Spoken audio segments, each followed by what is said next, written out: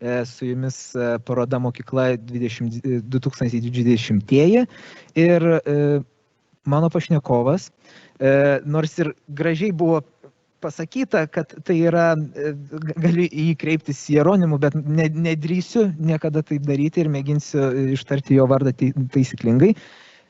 Bonjour, Jérôme. Bonjour, laba diena. Ok, visai pavyko. Very good pronunciation, congratulations. Tuomet nerėme į jūsų pranešimą ir šiandien mūsų pranešėjas pristatys, ko galima pasimokyti iš prancūziškos švietimo sistemos, kurioje į pirmą klasę žengiama nuo 6 metų. So, Jérôme, the floor is yours. Thank you very much.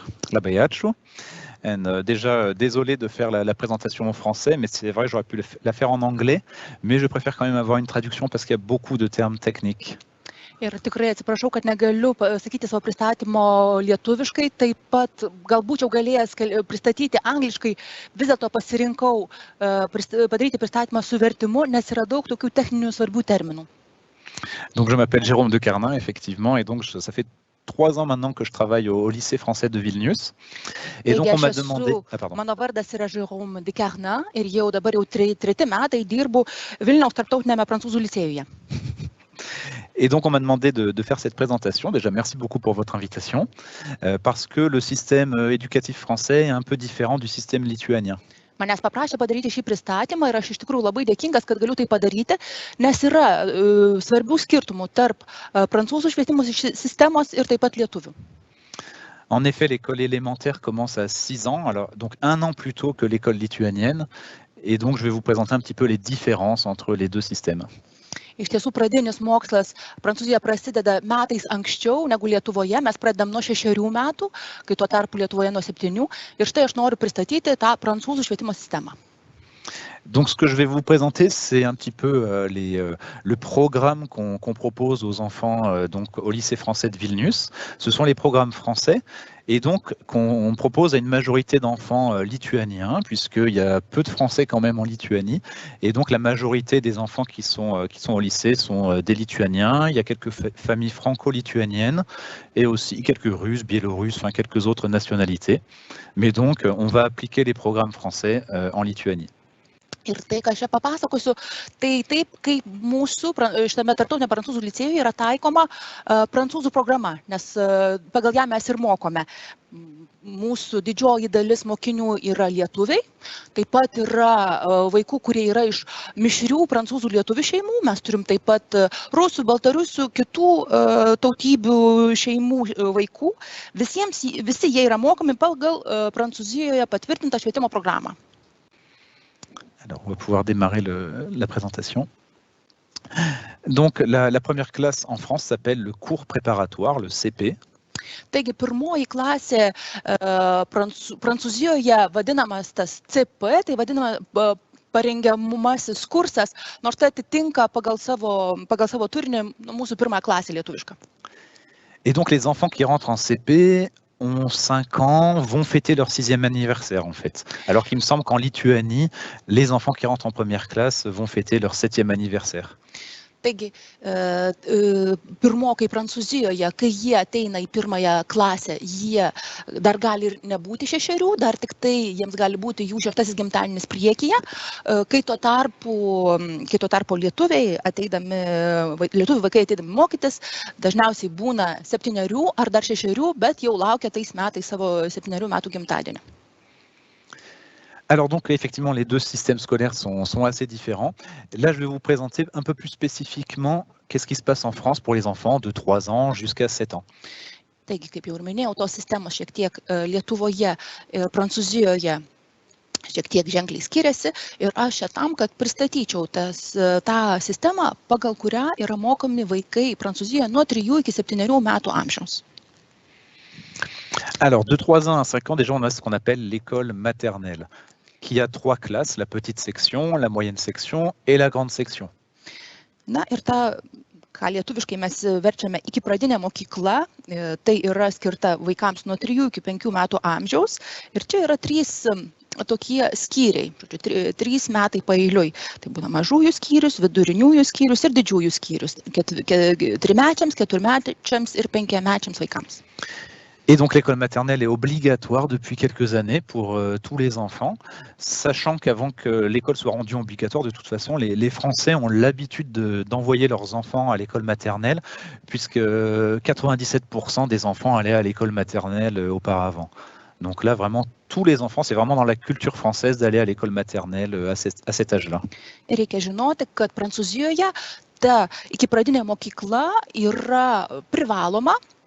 Tai buvo padaryta tiesiog atsižvelgus į šalies tikrovę, kad bet kuriuo atveju, ar privaloma ar neprivaloma, į ikipradinę mokyklą eidavo ir taip 97% visų šalies vaikų. Ir štai, mes turim tokią situaciją šalyje. Et à partir de 6 ans, donc on rentre à ce qu'on appelle l'école élémentaire avec CP, CE1, CE2, CM1, CM2, donc 5 années d'école élémentaire, alors qu'en Lituanie, c'est 4. Ir štai nuo 6 metų vaikai jau įžengia į pradinę mokyklą ir tada mes turime 5 klases tos pradinės mokyklos, kai tuo tarpu Lietuvoje pradinis mokslas yra 4 klasės. Prancūzijoje pirmoji klasė yra paruošiamasis kursas, antroji pradinis kursas, antroji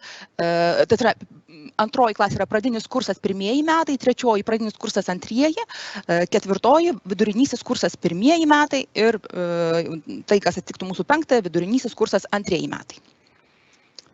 Alors déjà, je tiens à dire que je ne sais pas quel est le meilleur système, je ne sais pas s'il y a un meilleur système, mais en tout cas, je vais présenter ce que je fais tous les jours, puisque pour ma part, j'ai une classe de CP depuis 3 ans au lycée français. Voilà. Ir iškart norėčiau, užbėgdamas už akių pasakyti, kad pats nežinau, kuri sistema yra geresnė. Aš tiesiog esu mokytojas tarptautinėje prancūzų licėjuje ir mokau pagal Prancūzijoje nustatytą švietimo programą. Esu jau 3 metai tos pirmosios CP klasės mokytojas ir galiu pasidalinti tuo, ką mes darome. Alors, je vais vous parler. Donc, en plus de, d'avoir une organisation maternelle et élémentaire, on a aussi une organisation en cycle. C'est encore autre chose. Dar šiek tiek paminėsiu tos tokius kai kuriuos skirtumus. Mes viena vertus kalbame apie švietimą ciklais, turime 1, turime 2, 3, taip pat darome skirti tarp tos iki pradinės, kurią vadiname tokia motininė mokykla ir paskui, žodžiu, pradinė mokykla. Donc c'est un petit peu, on a regroupé les classes sur des périodes de 3 ans pour que les enfants valident au cours de ces cycles des compétences essentielles. Ir žodžiu, visas tas mokymas nuo pat iki pradinio, nuo 3 metų amžiaus iki jau, žodžiu, vėlesnių metų yra kas kart suskirstymas po 3 metus. Yra, žodžiu, ta iki pradinė, tai 3-mečiai, 4-mečiai ir 5-mečiai, paskui yra, jau prasideda, žodžiu, ta pradinė mokykla, tai antrasis ciklas, jau tada 1-okai, 2-okai, 3-okai, paskui yra 3-asis ciklas, 4-okai, 5-okai, 6-okai. Ir kiekvienas tas 3 metų ciklas pasibaigia tam tikrų kompetencijų įvertinimų, patikrinimų. Alors du coup, pour comprendre le CP, en fait, la première classe, il faut vraiment s'intéresser à ce qui se fait en maternelle, parce que moi j'ai cru comprendre que effectivement les enfants lituaniens n'allaient pas à l'école et donc quand ils arrivaient dans une école en première classe, c'était parfois difficile, mais donc forcément, quand on est enseignant en CP en France, les enfants, ils ont déjà eu 3 ans d'école auparavant. Ir tam, kad mes suprastume, kas yra ta prancūziška CP 1 klasė, mes turime suvokti, kas joje darome.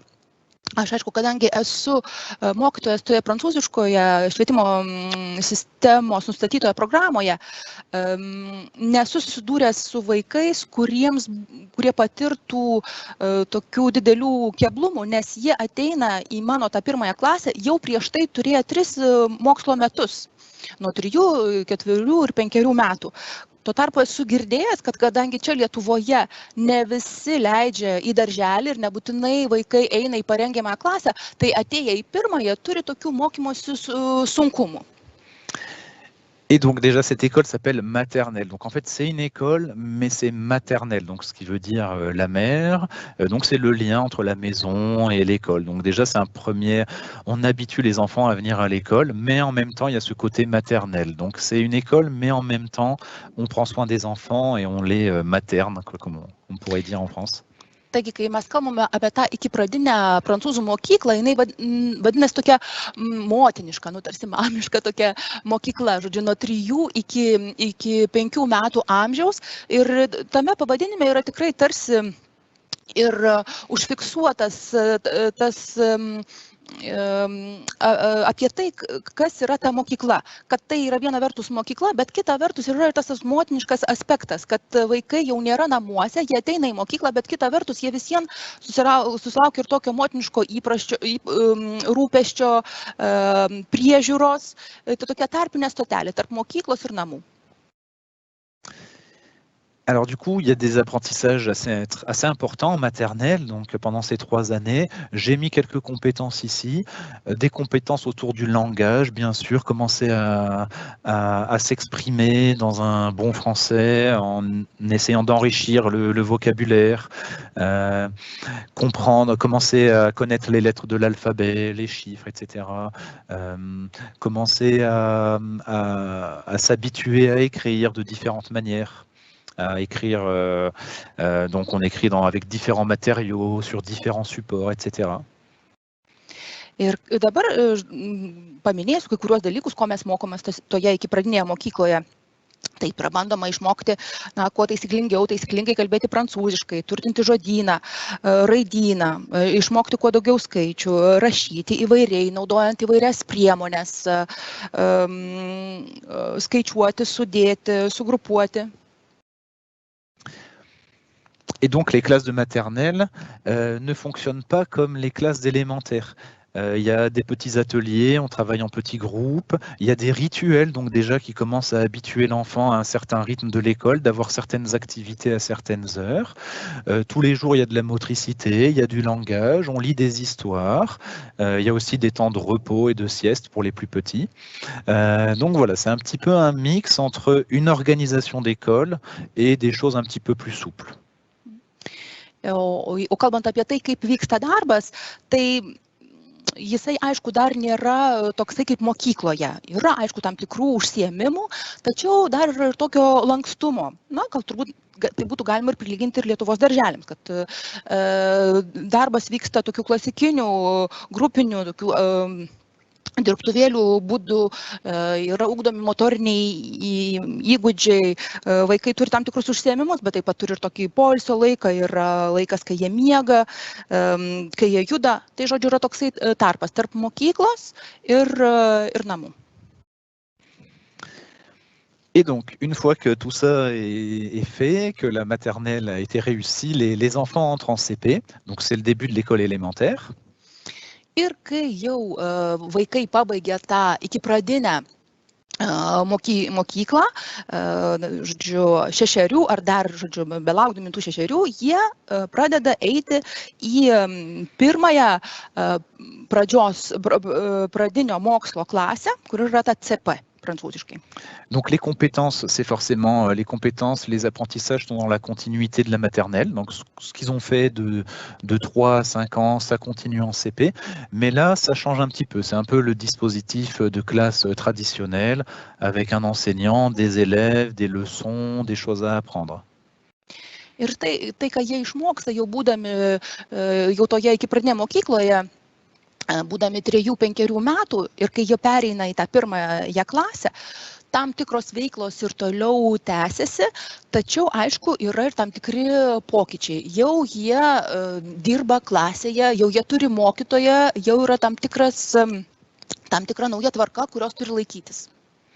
Alors j'ai mis un petit peu les horaires parce que pour donner des repères, donc 24 heures de classe par semaine pendant 36 semaines sur l'année, avec la petite particularité au lycée français. Donc au lycée français, on suit ces horaires, on suit les programmes français, et en plus, donc il y a 1 heure d'anglais et 3 heures de lituanien en plus. Ir štai gal tik tai, kad kokius konkrečiaus skaičius pateikčiau, kalbant apie mūsų licėjų, tie pirmokai turi 24 savaitinės mokymosi valandas. Čia, kas yra nurodyta, atitinka Prancūzijos nustatytą programą. Mūsų licėjus dar turi tokį ypatumą, kad prie šitų jau nurodytų užsiėmimų ir prie šitų valandų dar prisideda 1 valanda anglų kalbos pamokos ir 3 valandos lietuvių kalbos pamokų. Donc du coup, ça fait 24 plus 4, les élèves en CP ont 28 heures par semaine.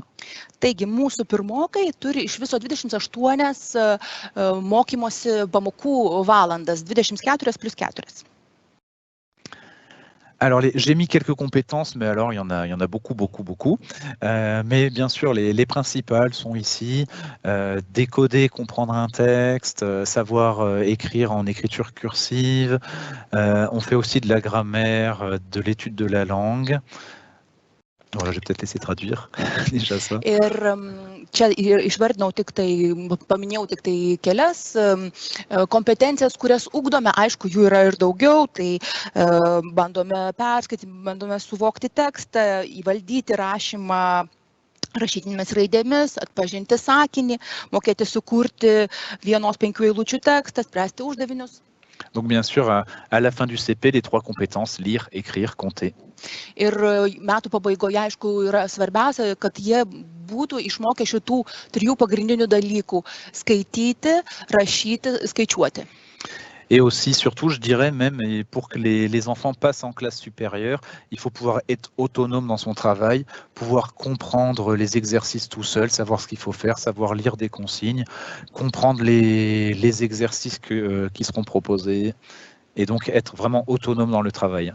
Ir tik tai dar paminėsiu, kad tam, kad mokinukas galėtų pereiti į kitą klasę, svarbiausias dalykas, kad jis jau įgautų tokį savarankiškumą, kad jis jau pats suprastų užduotį, kad pats galėtų suvokti sąlygą ir pats savarankiškai spręsti, daryti. Alors, un petit focus sur l'apprentissage de la lecture, puisque c'est quand même la compétence principale en CP. Ir dabar šiek tiek dar atkreipsiu atidesnį žvilgsnį į mokymąsi skaityti, nes tai yra vienas iš tokių pagrindinių dalykų, kurių mokomės pirmoje klasėje. Alors, on utilise plusieurs méthodes en même temps pour qu'elles se complètent, pour que les enfants apprennent à lire et à écrire par plusieurs voies différentes. Ir aišku, mes taikome įvairius metodus, vienas kitą papildančius tam, kad vaikai skaityti išmoktų įvairiais būdais.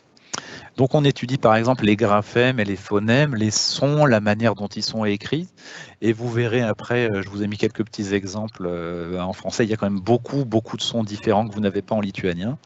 Ir taip mes bandome rašyti įvairias raides, įvairius garsus, tam, kad jie išmoktų juos patyrinėti, atpažinti. Ir čia jums pateiksiu ir kelis pavyzdžius iš prancūzų kalbos. Mes tikrai turim tokių garsų, kurių lietuvių kalboje nėra. Donc avec cette étude des sons, les enfants apprennent à décoder les mots. Et on a une autre méthode qui est plus globale à côté, où là les enfants vont apprendre à reconnaître globalement les mots.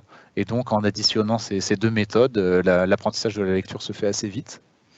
Taigi mes turim vieną, kur bandom iš tikrųjų vieną metodą, kurio pagalba vaikas bando atpažinti garsus, perskaityti tuos garsus, taip pat juos atpažinti žodžiuose, ir kitas, kuris toksai visuminis, apskritai atpažinti žodį, kuris jau prieš tai buvo matytas. Ir štai šitų 2 metodų pagalba padėti jam vis geriau skaityti. On met aussi l'accent sur la production d'écrit, donc c'est-à-dire qu'en début d'année, les élèves vont commencer à écrire quelques syllabes, ensuite des mots. Là, à cette époque de l'année, on écrit des phrases déjà. Et on commence aussi à entrer dans la grammaire, l'étude de la langue. Ils savent reconnaître un verbe, les articles, les pronoms personnels, des choses comme ça. Donc petit à petit, leur connaissance de la langue est de plus en plus précise.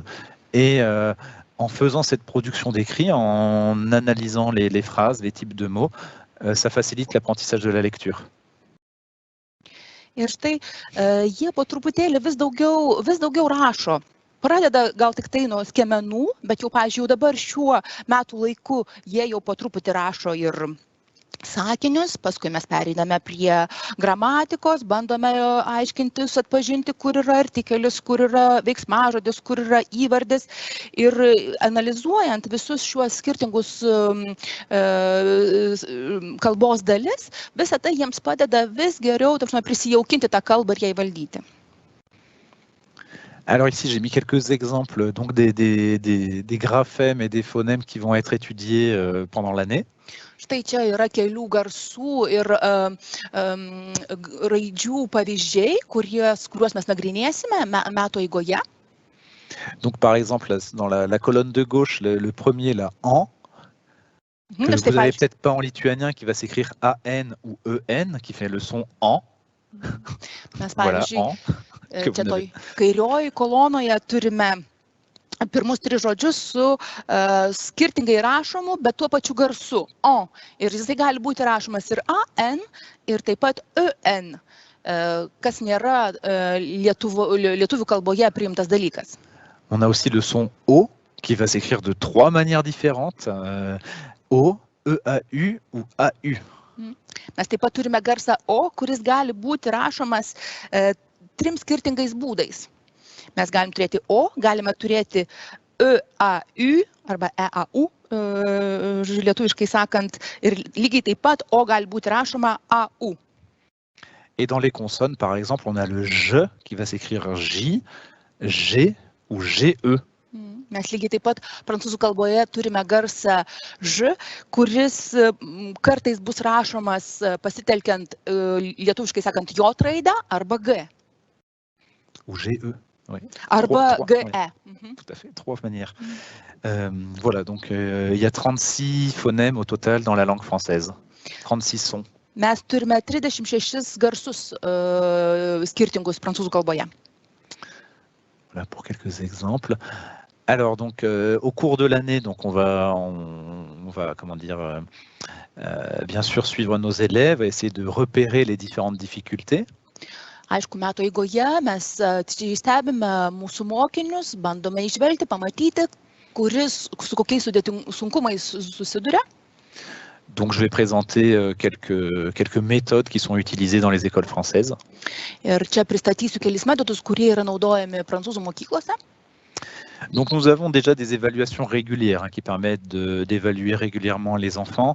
Donc on fonctionne par trimestre. À la fin de chaque trimestre, on remet un livret aux parents avec l'appréciation des compétences. Ir mes, žodžiu, prancūziškoje sistemoje, kiekvieno trimestro pabaigoje įvertiname mokinių gebėjimus. Tai yra vienas, ta prasme, iš būdų pastebėti, su kokiais sunkumais susiduria mokinys, tai tas vertinimas. Pendant l'année de CP aussi, on va faire beaucoup d'exercices de fluence, donc c'est la rapidité de lecture pour que les enfants arrivent à la fin du CP en sachant lire le plus de mots possible et de manière la plus fluide possible.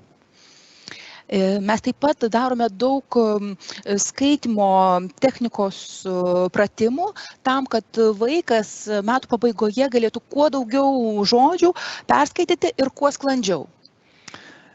Pendant l'année de CP aussi, les enfants vont apprendre des mots-outils, ce qu'on appelle des mots-outils, c'est-à-dire des pronoms personnels, des déterminants, des articles, etc., qui sont beaucoup utilisés dans la langue française et qui vont les aider petit à petit à décoder les textes, parce que tous ces petits mots, on les retrouve un petit peu partout dans les textes. Et donc, les élèves un petit peu plus en difficulté, on va un peu aussi mettre l'accent sur ces mots. Jie taip pat mokiniai metų eigoje išmoks daug tokių žodelyčių, kurie prancūzų kalboje yra labai svarbus. Artikeliai, žymimieji, nežymimieji. Ir visi šitie nedideli žodeliai jiems labai padės geriau suvokti tekstą, jį geriau šifruoti.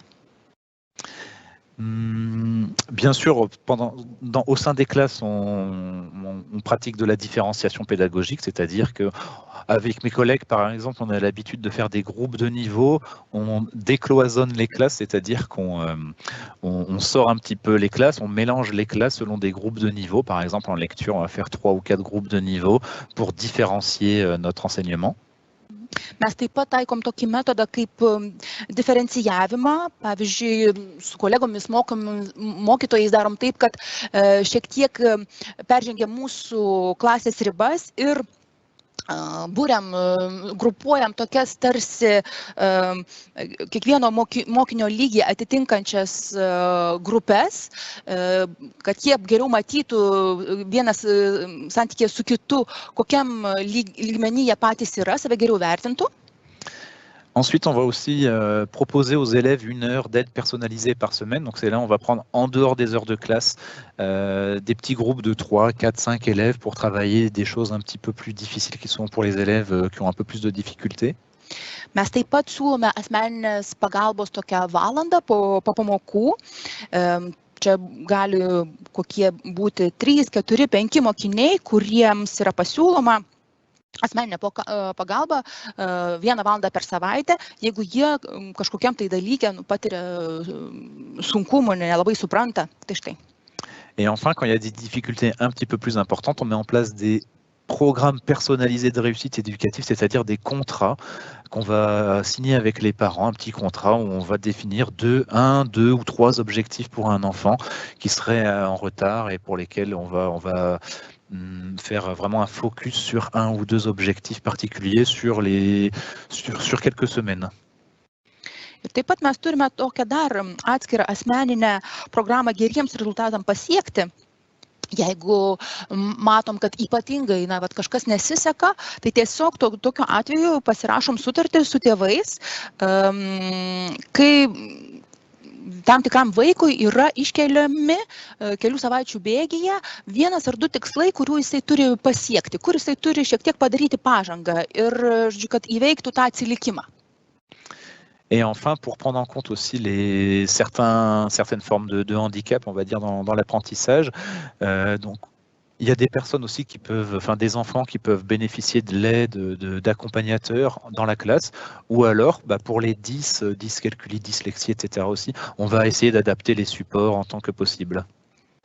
Mes taip pat siūlome pagalbą specifinių kognityvinių sutrikimų turintiems vaikams, nes kai kurie turi diskalkuliją, kai kurie disleksiją ir tuomet gali būti arba kažkokia asmeninė pagalba, arba kažkokie tai mokymosi metodai adaptuoti pasiūlyti. Voilà. Et pour finir, la vie en CP, comment c'est? Donc, on met vraiment l'accent aussi sur l'importance de vivre ensemble, de vivre en société. C'est aussi pour ça que les Français envoient leurs enfants à l'école maternelle, notamment, c'est pour se faire des amis, pour vivre en société. Et donc, en CP, on garde ça, on garde cette dynamique et on insiste vraiment sur la notion de collectif. Dabar dar šiek tiek norėčiau pakalbėti apie tą klasės gyvenimą. Mes iš tikrųjų labai pabrėžiame tą tokį grupės buvimo kartu momentą, jų svarbą. Ir čia turbūt būtų vieta ir paminėti, kad prancūzai todėl ir veda savo vaikus taip anksti į mokyklą, tą ikipradinę, motininę, kad jie kuo anksčiau išmoktų tą gyvenimą visuomenėje, gyventi kartu. On insiste aussi énormément sur le respect des règles et on essaye d'habituer les enfants à une forme de communication non violente, donc des comportements qui soient adaptés à la vie en société. Mes taip pat teikiame svarbą pagarbai taisyklėms, pagarbiam bendravimui, bandome mokyti to tokio nesmurtinio tarpusavį bendravimo tam, kad mes iš tikrųjų turėtume to tokio pagarbaus bendravimo visuomenėje pradmenis. Dans le même esprit, on essaye de travailler le plus autant que possible avec les autres classes. On fait des projets qui mobilisent les autres classes en art, en sport, on programme des sorties, etc.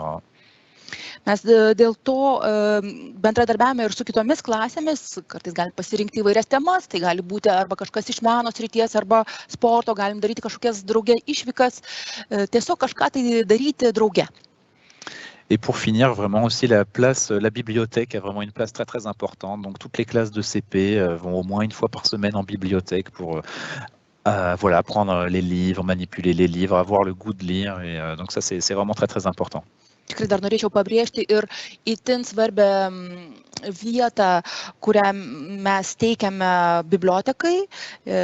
Bent kartą per savaitę visi pirmokai eina į biblioteką tam, kad turėtų galimybę paimti rankas knygą, žinotų, kaip su ja elgtis. Tai iš tikrųjų yra mums labai svarbu. Voilà. Merci beaucoup. Kągi, dėkoju Jums labai už dėmesį. Taip, tai be abejo, dėkojame už pranešimą. Keletas klausimų skrieja iš mūsų žiūrovų, iš publikos, ir vienas iš tų klausimų yra dėl vertinimo, kaip jis yra pateikiamas. Cette évaluation des compétences, comment elle est présentée aux parents, aux enfants? Aux enfants déjà, ce sont des tests en mathématiques, en français, en langage, donc toutes sortes de tests. Et après, nous, dans nos classes, par exemple, on note A, B, C, D, A étant la meilleure note. Et après, tout ça est répertorié sur un livret. On fournit une appréciation pour les parents. Tas vertinimas vyksta įvairių testų pagalba, ar matematiniai, ar kalbos testai, o šiaip mes turime A, B, C, D vertinimo sistemą, kur A yra aukščiausias pažymys ir yra tos pažymių knygelės, kuriuose tie pažymiai tėvams yra matomi. Je pourrais rajouter aussi qu'à la fin du premier trimestre, comme c'est quand même le premier trimestre du CP, c'est très important, on rencontre toutes les familles pour voir avec eux quelles ont été les difficultés des enfants en ce début de CP. Ir kadangi ta pirmoji mūsų klasė yra iš tikrųjų labai svarbi, tai po pirmosios klasės, CP klasės trimestro, mes susitinkame su šeimomis tam, kad užduotume klausimus, ar buvo kažkas sunkaus, kokie buvo vaikams ypatingai sunkus dalykai, kad galėtume išgirsti, atliepti. Dar vieną klausimą iš mūsų lankytojų. Be abejo, dėkoju už pristatymą ir informuoja, kad labai įdomu klausytis jūsų. Gal galite plačiau pakomentuoti, kaip diferencijuojate darbą su gabiais vaikais? Premièrement, il est très intéressant de vous écouter. Merci beaucoup pour votre présentation. Et comment se fait cette différenciation des élèves, par exemple, pour ceux qui sont les plus doués? Alors, on donne le même travail à tout le monde au début. On l'adapte un petit peu. On va apporter notre aide, on va dire, aux élèves qui sont le plus en difficulté. Et pour ceux qui ont fini leur travail plus vite, on a du travail en autonomie à leur donner. Donc du travail complémentaire qui va leur demander un petit peu plus, d'aller un petit peu plus loin dans les apprentissages. Mes visų pirma visiems duodam bendrą darbą, užduotis, kurias turi atlikti. Jeigu matom, kad kai kurie turi sunkumų, jiems yra nelengva, suteikiam pagalbą. Jeigu matom, kurie labai greitai savarankiškai išsprendžia, tuomet dar jiems duodam papildomų užduočių, kurios galėtų papildyti tai, kas jau duota. On peut aussi faire des groupes de niveau. Dans la classe, on peut faire 2-3 groupes de niveau et par exemple en lecture, découvrir un texte, aider les plus faibles à découvrir le texte, alors que les meilleurs découvrent par eux-mêmes et déjà lisent le texte. Mes, aišku, galim suskirstyti klasę į įvairius lygius. Vieni tiesiog bando skaityti tai, kas atitinka jų pajėgumus, kiti jau gilinasi tą tekstą žymiai daugiau. Na ir dar vienas klausimas, šis klausimas iš manęs skries. Manau, kad jūs suprantate, kaip ir kokiame lygyje yra aktualus jūsų pranešimas. J'imagine que vous allez comprendre l'importance de votre présentation et auquel niveau l'importance de votre présentation est très importante. Turiu omenyje, tikriausiai esate girdėjęs ir greičiausiai, kad mūsų žiūrovai tikrai yra tai girdėję, jog mūsų švietimo sistema jau sparčiais žingsniais linksta link ugdymo proceso ankstinimo.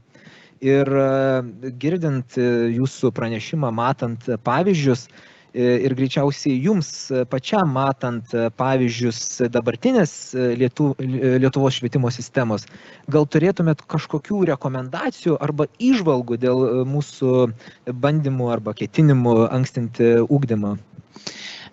Vous êtes peut-être au courant que notre système éducatif se penche de plus en plus fortement vers l'anticipation du processus de scolarisation. Et ce serait intéressant de savoir de votre côté si vous avez des idées ou des recommandations concernant les choix à prendre ou peut-être des méthodes. Je pense que dans ces questions-là, il y a beaucoup de culturel.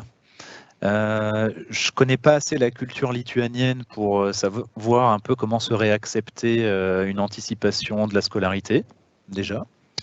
Atsakant į jūsų klausimą, turbūt norėčiau pradėti nuo to, kad kai kalbam apie mokymą, kultūros aspektas yra labai svarbus. Ir aš nesu tikras, negaliu spręsti, negaliu žinoti, kaip tam tikras pasiūlymas ar kažkoks metodas bus priimtas šitoje kultūroje. Je pense aussi qu'il faut, justement, on est en Europe et je pense que c'est vraiment très très bien de comparer avec d'autres systèmes. Nous, c'est vrai qu'en France, on regarde beaucoup vers la Finlande parce que le modèle finlandais a l'air d'être très en avance. Donc, on s'est un petit peu inspiré de ce que font les Finlandais, justement en termes de projets, pour faire des projets transversaux avec les enfants, pas juste avoir des matières très cloisonnées. Donc, moi, si j'ai un conseil à donner, c'est vraiment de regarder toutes les possibilités offertes aujourd'hui. Ir man atrodo, kad privalumas mums būnant Europoje yra tas, kad mes tikrai turime galimybę atlyginti tas labai skirtingas švietimo sistemas. Turiu pripažinti, kad mes Prancūzijoje labai kreipiam dėmesį, atidžiai žvelgiam į tai, kas daroma Suomijoje. Suomių švietimo modelis mums labai įdomus.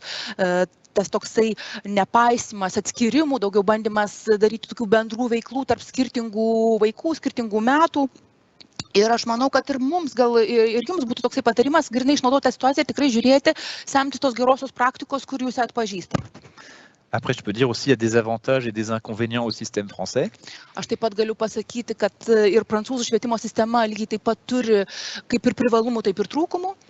Dans les avantages, je dirais que la socialisation des enfants est très avancée puisque dès le plus jeune âge, ils sont dans des groupes, dans des classes de 20 à 30 élèves et que quand on est avec 25 camarades, c'est pas la même chose que de rester tout seul à la maison.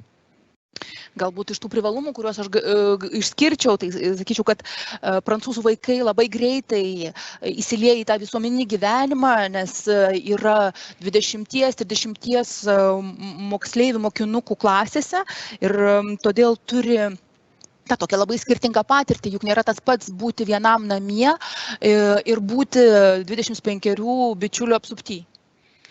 Et dans les inconvénients, je dirais qu'il ne faut pas non plus que l'école devienne quelque chose d'anxiogène pour les enfants, quelque chose de stressant.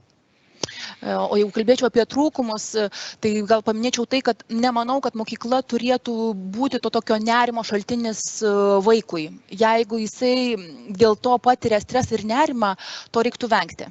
Donc en France, la très très grande majorité des enfants, je pense, sont très épanouis à l'école maternelle et au CP. Vraiment, je le pense. Mais il y a aussi une petite partie des enfants, je pense, qui commencent déjà à ressentir des effets du stress, des évaluations, etc.